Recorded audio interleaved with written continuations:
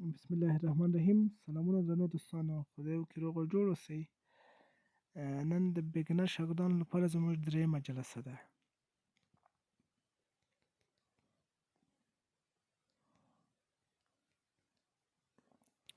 دوستانو یو ځل به بیا په یادوري وکړمه چې زموږ دغه ټولګی چې دی د بیګنر شاګردانو لپاره، دغه څوک چې مبتدي وي یا هغه څوک چې غواړي انګلیسي سره بلد شي، د انګلیسي ژبې خط ویلو او یو اندازه لیکلو سره بلد شي، په الفابet سره بلد شي. دا خاص له هغو دپاره دی، او هغه کسان چې انګلیسي د بیګنر لیول نه پورته وي، لیول 1 یا لیول 2 لیول کې وي، نو هغوی دپاره چې دغه صنف ټولګی اختتام ته ورسوي، دویم ټولګی به هغوی لپاره برابر وي. نو که چېرته دا ټولګی ستاسو سویې نه ټیټ وي، کولی شئ چې دغه کلاس ریجیکټ کړئ، د ریډینګ بخش کې ویډیوګانې تعقیب کړئ او انګلیسي مو پروموټ کړئ. نو نن د بیګنر شاګردانو لپاره درېیم درس جلسې عنوان مو دی د انګلیسي توري د غږ له لحاظه، د غږ یا د تلفظ له لحاظه.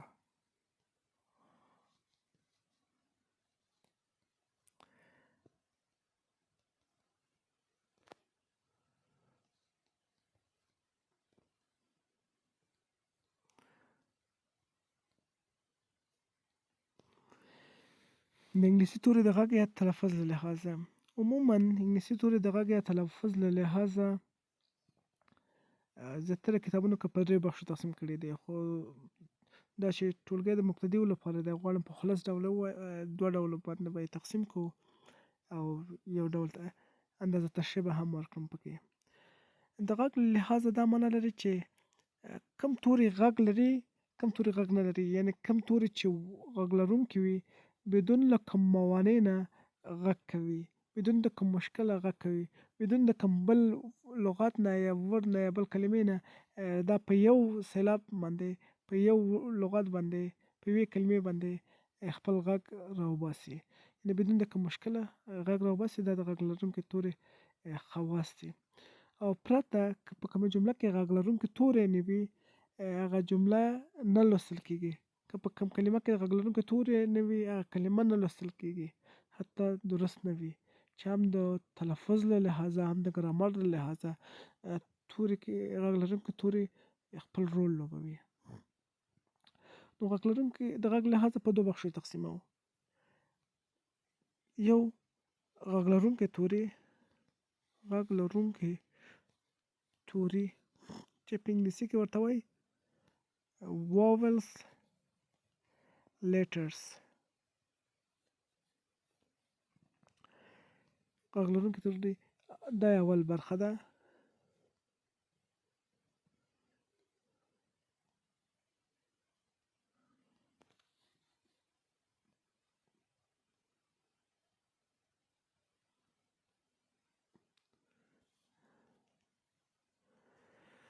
دا اول شو غږ لرونکي توري. دویمې consonant letters. consonant letters یا پښتو کې ورته وایي بې غږه توري.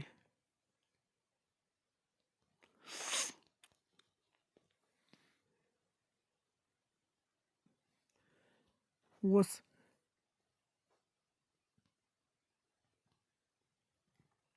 غږ لرونکي توري هغه توري دي چې پرته له کوم موانع نه غږ وکړي. لومړی اول برخې تشریح کوو او لیټرز تشریح کوو چې کوم دي vowels letters. دغه توري هغه توري دي چې پرته له کوم موانع غږ کوي، لکه ا کوم بل حرف ته ضرورت نه دی چې دا ا شي، دا ا خپل په تنهایي باندې اواز ورکوي، برخلاف د بي، لکه دا بي بې غږه توری دی، بي ب اواز د هر څومره چې وکړي بدون د موانع اواز کوي.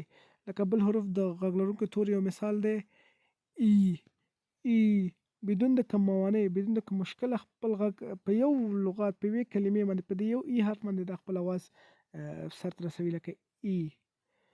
برخلاف د دې یو بې غږه توری بل دی لکه سی اواز نه کوي کېږي. کوم وخت اواز کوي چې دې سره یو واول توری یو ځای شي ای ورسره یو ځای که سی د ب حرف سره ب یو بل حرف سره یو ځای که ای بي اوس یې غږ وکړو. نو په دې لحاظ واول توري پرته له کم ستونزې غږ ورکوي په یو څپې باندې په یو سېلاب باندې غږ ورکوي او بې اوازه توري چې دي بې غږه توري چې دي هغه پرته له واول توري غږ نشي ایستلی. نو واول لیټرز چې مهمترین حروفونه دي یو کلمې ته معنا ورکوي یو کلمې ته غږ ورکوي دغه حروفونه په 5 ډولو دي یعنې 5 دانې دي باقي مانده چې څه حروف دي هغه ټول بې غږه دي ا ای بل آی بلې او ا ای آی او بل یو دا شو غږ لرونکي توري. غږ لرونکي توري که په مثال کې ووایو لکه ا کې ش راځي په بله ورځ هم ویلو کټ پیشو ای کې یر غوږ آی کې آیس کریم آیسکریم او کې اوپن اوپن یا خلاصول معنا ورکوي او یو کې څه راځي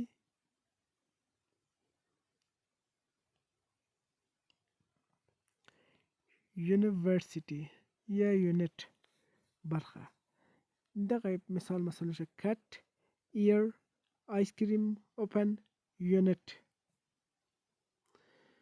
دوستانو دا خو غږ لرونکو تورو سره آشنا شولو. اوس بعضې خلک وای او ډبلیو هم نیمه غږ لرونکي توري چې په بعض جملو کې غږ ورکوي په بعضو کې نه ورکوي نو هغه هم کله کله واول جملو کې راځي لکه واول حروفونو په جملو کې راځي قطار کې راځي او کله کله نه راځي کله واولې کله کانسوننټ وي وای او ډبلیو وای دغه حروفونه بعضې وخت کې واول وي بعضې وخت کې کانسوننټ وي چې دې ته شوی نیمه غږ لرونکي توري یا سیمي کانسوننټ لیټر ورته وایي.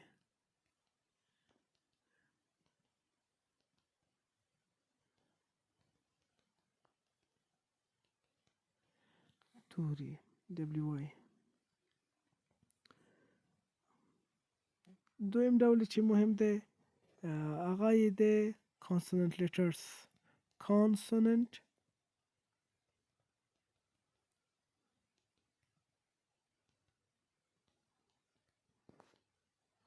لیټرز کانسوننټ لیټرز کوم حروفونو ته هغه حروفونو ته چې په تنهایي ځان باندې غږ نه ورکوي یعنې په یوازې ځان باندې غږ نه ورکوي چې هغه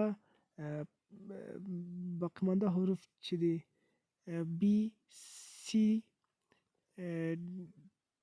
ډي ډي اوس ډي په یوازې ځان غږ نه ورکوي یو بل واول ته ضرورت لري لکه ای حرف چې یو ځای کې بیا اواز ورکوي بل ای خو واول دی اف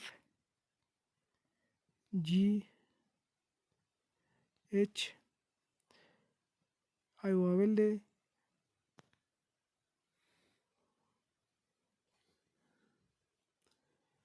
ژی کے ال ام ان پی کیو آر اس टी وی او ډبلیو سیمه واول دی ایکس وای زی دغه حروفونه چې دي کانسونټریټرز دي. نو دوستانو دغه بې غږه توري دي بې غږه توري کې ډېری وخت وای ډبلیو او وای حذف کېږي ځکه دا ما درته وویل چې دا د نیمه غږ لرونکو تورو له جملو نه دي نیمه غږ لرونکي توري مې دلته ورکړي دي ډبلیو وای ډبلیو واي چې کله د جملو په شروع کې راشي غږ نه ورکوي، ولې کله چې دغه توری د جملې په شروع یا د کلمې په شروع کې راشي کانسوننت وي، او کله چې د کلمې په اخر کې راشي واول وي. لکه ورد په دې کې دا ډبلیو چې دی کانسوننت دی یا بې غږه دی. دغه ورد کې ډبلیو چې دی کانسوننت دی.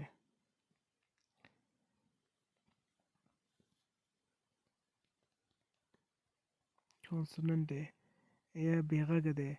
ولې په دې مثال یلو په دې کې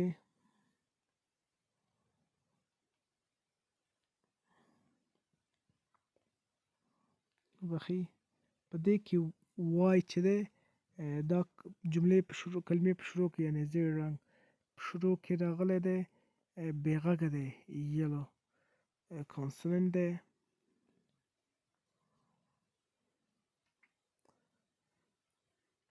ولې په وینډو کې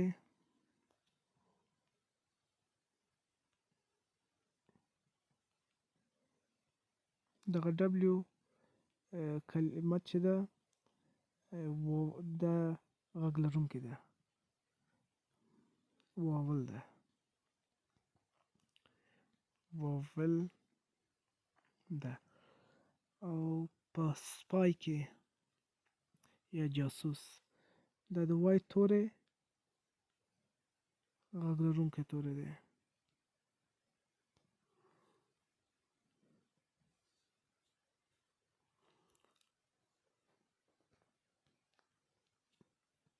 واول توری دی.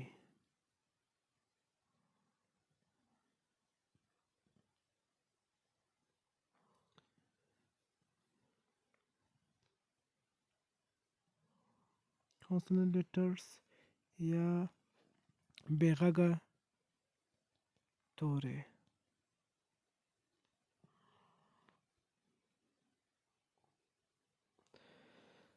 درنو دوستانو، دا توري مو د غږ له لحاظه ولوستل، نو په راتلونکي جلسه کې به موږ بې غږه توري تشریح کړو چې بې غږه توري بي په پښتو ژبه کې څه معنا لري او کوم حروفو ته استعمالیږي، سی په پښتو ژبه کې کومو تورو کوم حروف ته استعمالیږي، ډي کوم حروف ته استعمالیږي، او که چېرته دا نور حروفو سره یوځای شي کومه معنا کوم حرف ترلاسه کیږي. نو راتلونکي جلسې پورې خدای په امان کامیابه اوسئ. کوم سوال انتقاد پیشنهاد مو لرو په کومنټ برخه کې یاداشت کړئ چې زموږ د درس د بهبود سبب وګرځي. مننه.